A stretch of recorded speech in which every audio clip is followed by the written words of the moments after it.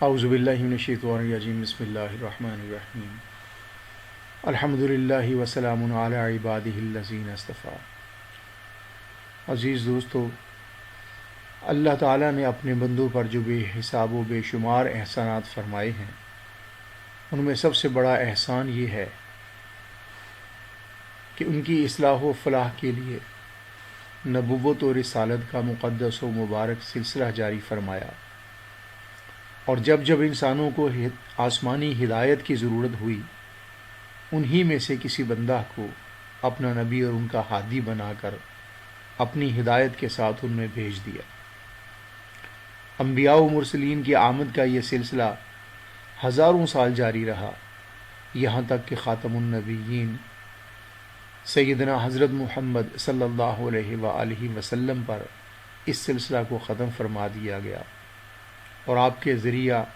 وہ آخری اور مکمل تعلیم و ہدایت بھیج دی گئی جو ہمیشہ ہمیشہ کے لیے کافی ہونے والی ہے۔ خداوندی تعلیم و ہدایت کا جو سرمایہ خاتم النبیین صلی اللہ علیہ وآلہ وسلم کے ذریعہ دنیا کو ملا، اس کے دو حصے ہیں۔ ایک کتاب اللہ قرآن مجید جو لفظاً و معناً کلام اللہ ہے، دوسرے آپ کے وہ ارشادات اور آپ کی تمام قولی و عملی ہدایات و تعلیمات جو آپ اللہ کے نبی و رسول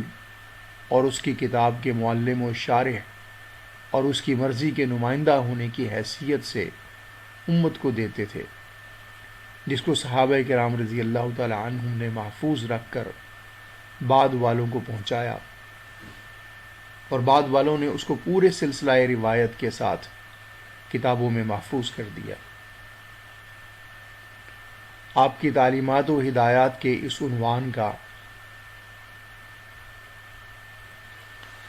آپ کی تعلیمات و ہدایات کے اس حصہ کا عنوان حدیث اور سنت ہے۔ رسول اللہ صلی اللہ علیہ وآلہ وسلم تو اپنی عمر طویل گزار کے اللہ تعالیٰ کے فیصلہ کے مطابق اس دنیا سے تشریف لے گئے، لیکن انسانی دنیا کی ہمیشہ کے واسطے رہنمائی کے لیے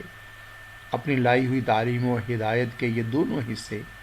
یعنی قرآن اور سنت اپنے پیچھے چھوڑ گئے، اور اللہ تعالیٰ نے ان دونوں کے اپنے اپنے درجہ کے مطابق ہر دور میں محفوظ اور روشن رہنے کے ایسے ظاہری و باطنی انتظامات فرمائے کہ غور و فکر کرنے والوں اور سمجھنے والوں کے لیے اللہ تعالیٰ کی نشانیوں میں سے وہ ایک بڑی نشانی اور خاتم الانبیاء کے معجزوں میں سے ایک زندہ معجزہ ہے۔ انہی خداوندی انتظامات میں سے ایک یہ بھی ہے کہ جس دور میں کتاب و سنت کی جس قسم کی خدمت کی ضرورت ہوتی ہے، اللہ تعالیٰ اپنے بعض بندوں کے دلوں میں اس کا داعیہ پیدا کر کے ان کو اس طرف متوجہ فرما دیتے ہیں۔ عہد نبوی سے لے کر اس وقت تک قرآن و حدیث کی خدمتیں جن جن شکلوں میں انجام دی گئی ہیں، اگر کوئی تفکر کی نگاہ سے دیکھے تو صاف نظر آئے گا کہ یہ جو کچھ ہوا ہر دور کی ضرورتوں کا ایک خداوندی انتظام تھا، اور جن بندوں کے ذریعہ ہوا وہ گویا صرف اعلی کار تھے۔ حدیث کی بنیادی اہمیت کے بعد آئیے دیکھتے ہیں کہ دین میں حدیث و سنت کا کیا مقام ہے۔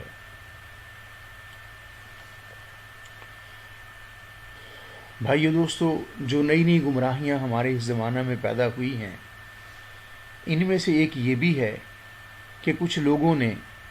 جن کی آزادی پسند طبیعتوں کے لیے احکام شریعت کی پابندی سخت گراں اور شاق ہے، یہ نعرہ لگانا شروع کیا ہے کہ دینی حجت بس قرآن ہی ہے، قرآن کے لانے والے رسول کا کام بس قرآن پہنچا دینا تھا، اب ہمارا کام بس قرآنی احکام کی تعمیل کرنا ہے، اور اس سے باہر اور اس کے علاوہ کوئی چیز حجت دینی نہیں ہے، حتیٰ کہ رسول کا قول و فعل بھی دینی حجت اور واجب الاتباع نہیں ہے، یعنی احادیث نبوی اور اسوہ حسنہ رسالت پر کسی دینی مسئلہ اور کسی شرعی حکم کی بنیاد نہیں رکھی جا سکتی۔ اگرچہ واقعہ یہ ہے کہ کسی ہستی کو اللہ کا نبی و رسول مان کر اس کی تعلیمات و ہدایات اور اس کے اسوہ حسنہ کو دینی حجت اور واجب الاتباع نہ ماننا اس قدر محمل اور ایسی غیر معقول بات ہے کہ اگر اس کے کہنے والے خود اپنی آنکھوں سے نہ دیکھے ہوتے اور ان کی یہ باتیں خود ان سے نہ سنی ہوتیں تو اس کا یقین کرنا بھی دشوار ہوتا کہ کوئی پڑھا لکھا آدمی ایسی محمل بات بھی کہہ سکتا ہے۔ مگر کیا کیا جائے کہ دنیا کے اس عجائب خانہ میں جہاں اور بہت سے عجائبات ہیں، انہی میں سے ایک یہ عجوبہ بھی ہے کہ بظاہر عقل و حواس رکھنے والے کچھ پڑھے لکھے لوگ سمجھ میں نہ آ سکنے والی یہ بات بھی پورے زور سے اور چیخ چیخ کے کہہ رہے ہیں۔ اس فتنہ کو اپنی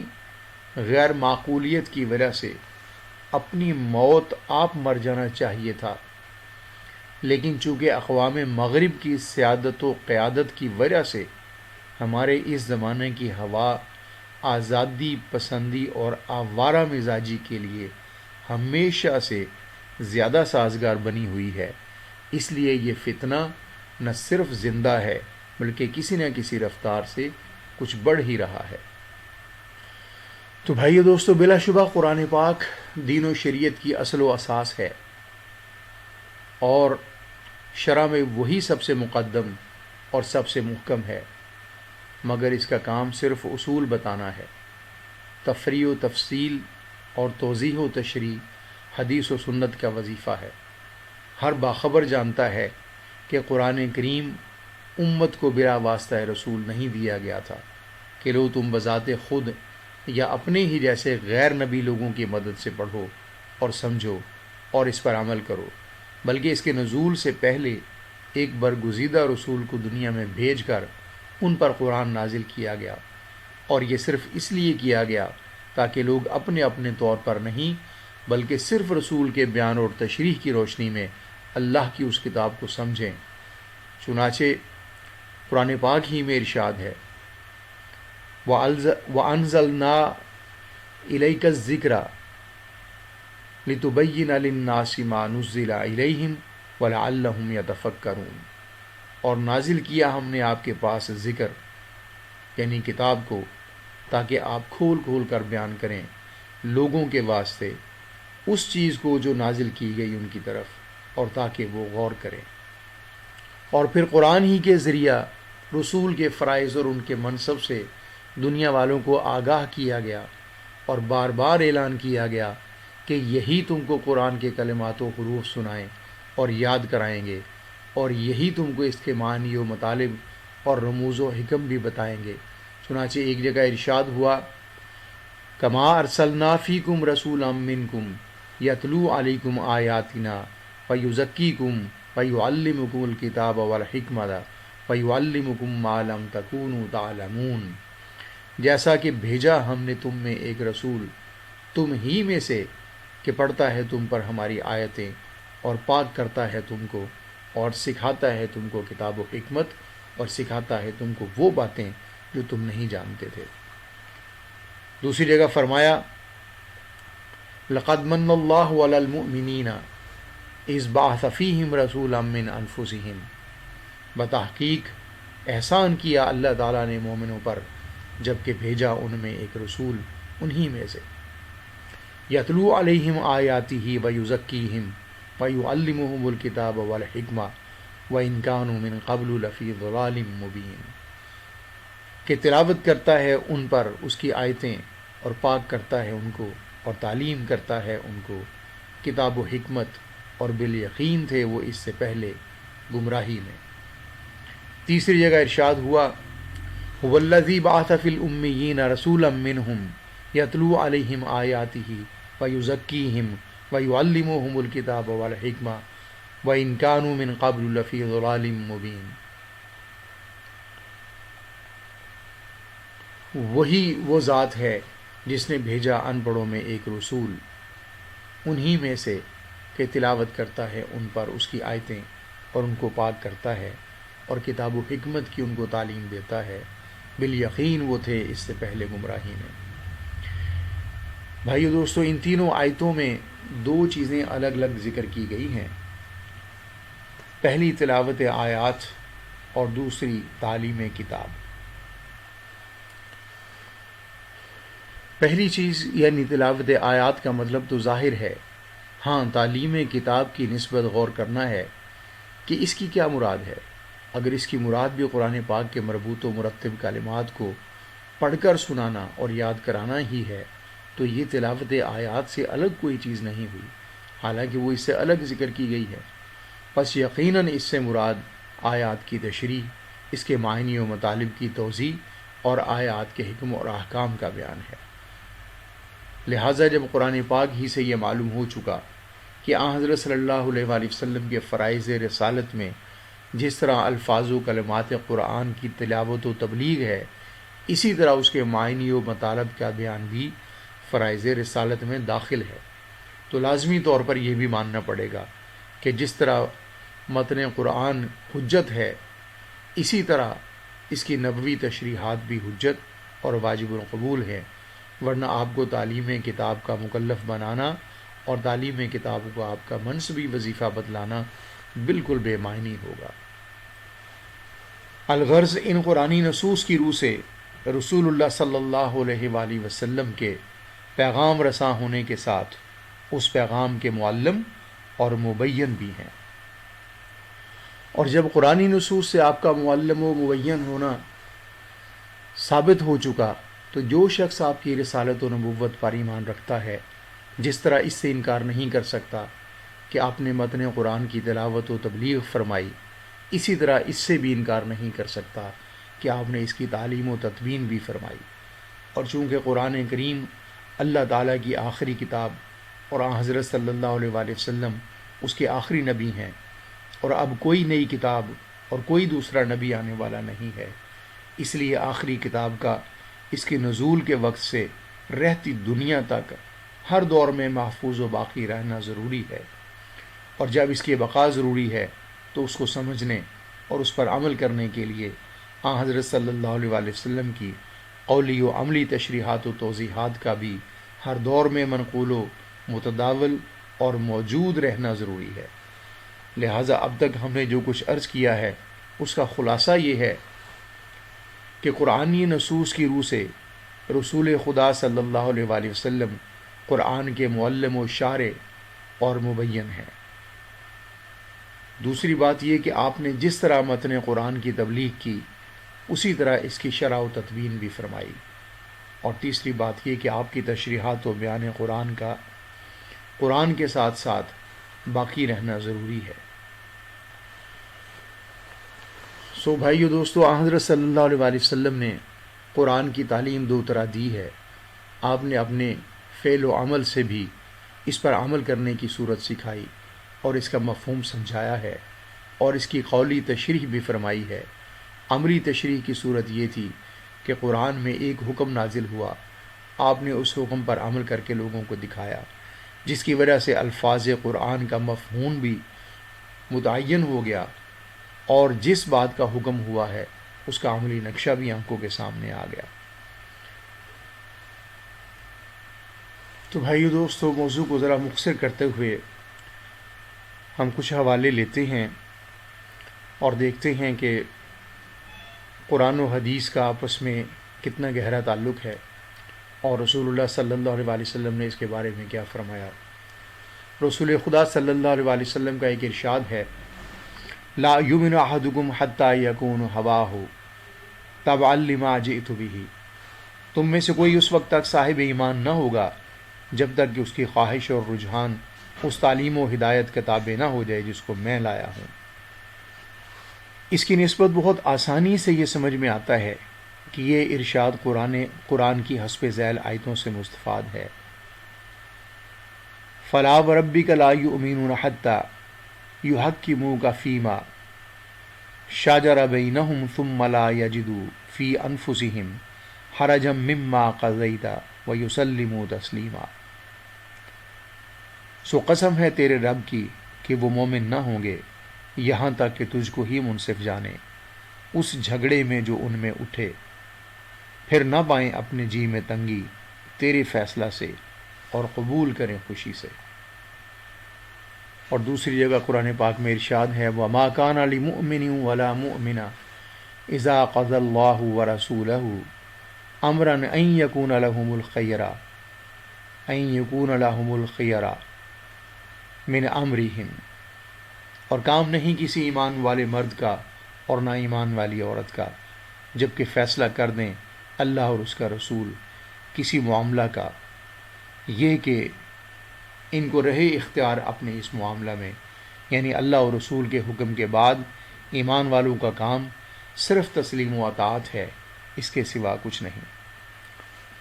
سو بھائیو دوستو، حاصل کلام یہ ہے کہ احادیث نبویہ کا اکثر حصہ قرآن پاک کی تشریح یا تفصیل یا اس سے استنباط ہے، جو یعلمہم الکتاب اور لتبین للناس ما نزل الیہم جیسے نصوص کے بموجب حضرت صلی اللہ علیہ وسلم کے فرائض رسالت میں داخل ہے، اور یہی قرآن نصوص و بینات ہم کو یہ بھی بتلاتے ہیں کہ رسول اللہ صلی اللہ علیہ وسلم کی یہ تشریحات و تفریعات اور استنباط بھی واجب القبول اور واجب الاتباع ہیں۔ بھائیو دوستو، چلیے اب ہم ذرا مختصراً یہ بھی دیکھتے ہیں کہ جو تعلیم حکمت اور تعلیم کتاب کا ذمہ اللہ پاک نے رسول اللہ صلی اللہ علیہ وسلم کو دیا، وہ کیا چیز ہے۔ تو قرآن کریم نے تعلیم کتاب کے ساتھ تعلیم حکمت بھی حضرت صلی اللہ علیہ وسلم کا ایک فریضہ بتایا ہے۔ یہ حکمت کیا چیز ہے، اس کو سمجھنے کے لیے فکر صحیح اور فہم سلیم کی ضرورت ہے۔ حکمت کی مراد معلوم کرنے کے لیے سب سے پہلے خود قرآن پاک کی طرف رجوع کیجیے، تو اس میں آپ کو ایسی متعدد آیات ملیں گی جن سے معلوم ہوگا کہ حکمت بھی ایک ایسی چیز ہے جس کو اللہ نے اتارا اور نازل کیا ہے۔ مثلا سورہ نساء میں ایک جگہ ارشاد ہے وَأَنزَلَ اللَّهُ عَلَيْكَ الْكِتَابَ وَالْحِكْمَةَ وَعَلَّمَكَ مَا لَمْ تَكُنْ تَعْلَمْ وَكَانَ فَضْلُ اللَّهِ عَلَيْكَ عَظِيمًا، اور نازل کی اللہ نے تجھ پر کتاب اور حکمت اور سکھایا تجھ کو وہ جو تو نہیں جانتا تھا، اور ہے اللہ کا فضل تجھ پر بڑا۔ اور دوسری جگہ ارشاد فرمایا وَاذْكُرُوا نِعْمَتَ اللَّهِ عَلَيْكُمْ وَمَا أَنزَلَ عَلَيْكُمْ مِنَ الْكِتَابِ وَالْحِكْمَةِ يَعِظُكُمْ بِهِ، اور یاد کرو اللہ کی نعمت اپنے اوپر اور جو نازل کی تم پر، یعنی کتاب اور حکمت، نصیحت کرتا ہے اللہ تم کو اس کے ساتھ۔ اسی طرح سورہ احزاب کی ایک آیت سے معلوم ہوتا ہے کہ قرآن کی آیتوں کی طرح حکمت بھی ایک ایسی چیز ہے جس کی تلاوت ازواج مطہرات کے گھروں میں ہوتی تھی۔ ارشاد ہے وَاذْكُرْنَ مَا يُتْلَى فِي بُيُوتِكُنَّ مِنْ آیَاتِ اللَّهِ وَالْحِکْمَةِ، اور یاد کرو اس کو جس کی تلاوت ہوتی ہے تم پر تمہارے گھروں میں، یعنی اللہ کی آیتیں اور حکمت۔ اب سوال یہ ہے کہ ازواج مطہرات کے گھروں میں قرآن کی آیتوں کے علاوہ دوسری کیا چیز پڑھی جاتی تھی، اور آن حضرت صلی اللہ علیہ وسلم ان کو قرآن کے علاوہ کیا سناتے تھے؟ اس سوال کا صرف یہی ایک جواب ہو سکتا ہے کہ وہ آپ صلی اللہ علیہ وسلم کی حدیث اور آپ کی سنت تھی، یعنی آپ کے عام دینی نصائح اور دینی افادات و ارشادات۔ چونکہ اس آیت میں حکمت کے ذکر کا، یعنی اس کو یاد کرنے اور یاد رکھنے کا حکم ہے، اس لیے اسی آیت سے حدیث و سنت کے یاد کرنے اور یاد رکھنے کا وجوب بھی معلوم ہو گیا، اور یہ بات بھی تقریباً بدیہی اور مسلم ہے کہ علم و ذکر و حفظ مقصود بالذات نہیں ہے بلکہ عمل کے لیے مقصود ہیں، اس لیے اسی آیت سے حدیث و سنت پر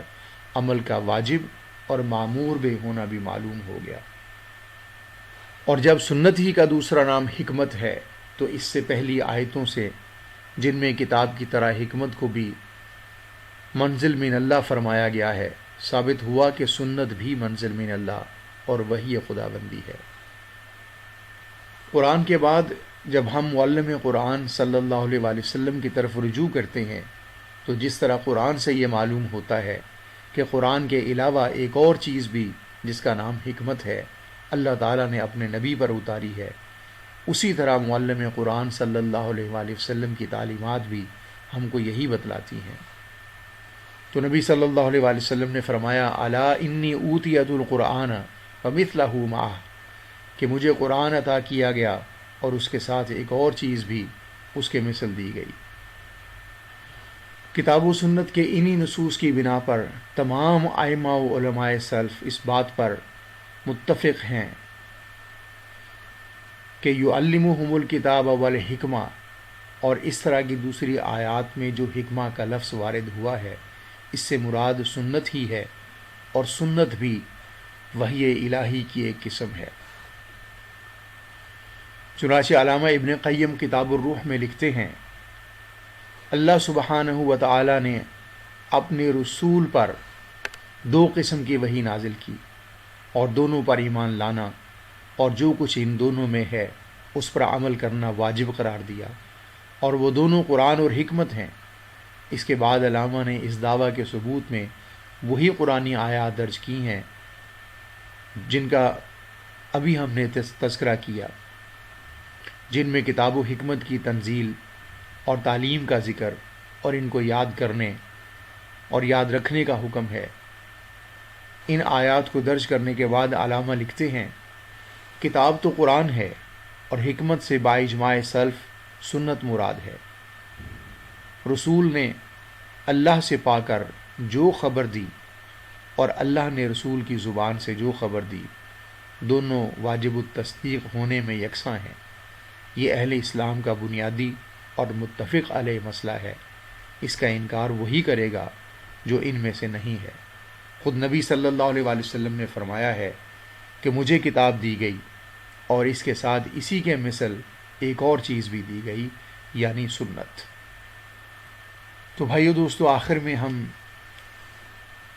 اس بات پہ اتفاق کرتے ہیں کہ اس ساری تفصیل کا نتیجہ یہ ہے کہ نبی پاک صلی اللہ علیہ وآلہ وسلم پہ اللہ پاک نے قرآن نازل فرمایا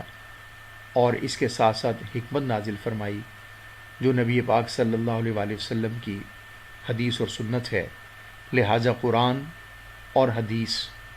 اس کا آپس میں، ان دونوں کا آپس میں گہرا تعلق ہے، اور حدیث کے بغیر قرآن پاک کا سمجھنا مشکل ہی نہیں بلکہ ناممکن ہے۔ اس کے بغیر قرآن پاک پہ عمل ناممکن ہے۔ لہٰذا جو لوگ حدیث کے منکر ہیں یا حدیث کو وہ لازم نہیں سمجھتے، تو ہمیں یہ بات اس امت کو، اپنے مسلمان بھائیوں کو سمجھانی ہے اور خود بھی اس پہ عمل کرنا ہے کہ نبی پاک صلی اللہ علیہ وآلہ وسلم کی احادیث مبارکہ ہمارے لیے مشعل راہ ہیں اور اسی طرح سے ضروری ہیں جیسے قرآن پاک ضروری ہے۔